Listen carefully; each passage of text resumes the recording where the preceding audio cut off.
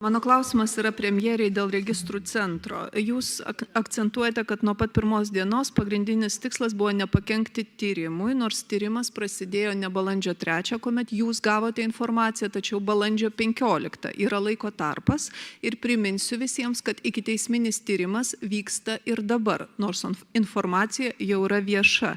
Tai gerbiama premjerė, ar buvo svarstytos alternatyvos, kad visgi informuoti gyventojus, kurių informacija buvo pavogta, alternatyvos, kad informuoti juos, ar jūs pati registrų centro vadovybei siūlėte tokią alternatyvą ir kaip taip atsitiko, gerbiama premjerė, kad jūs turėdama tokią informaciją ir vis tiek būdama vyriausybės vadovė, nesiėmėte priemonių, nepaklausėte galbūt savo komandos, nedavėte pavedimų informuoti prezidentūrą, kadangi mes suprantame iš viešosios erdvės ir patikinimų ir Nacionalinio saugumo gynybos komitete buvo apie tai kalbėta, kad prezidentas iki pat gegužės pabaigos nežinojo apie tai, kad duomenys buvo atskleisti tame tarpe ir jo paties.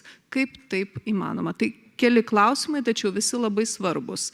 Kodėl prioritetas nebuvo gyventojų apsauga, o prioritetas ikiteisminis tyrimas, kuris prasidėjo beveik po 2 savaičių nuo to momento, kai gavote informaciją?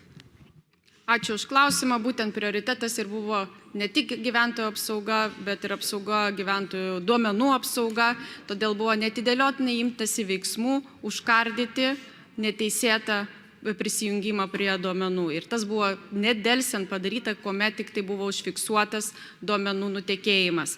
Ir aš, kaip ir sakiau, aš gavau bazinę informaciją ir buvau patikinta, kad institucijos veikia ir pradėtas tyrimas. Ir pradėtas tyrimas ne tik teisėsaugos institucijų, bet ir pačio registro centro. Tai čia yra kompleksinis veiksmas. Ir neabejotinai prioritetas buvo išsiaiškinti nusikaltimą.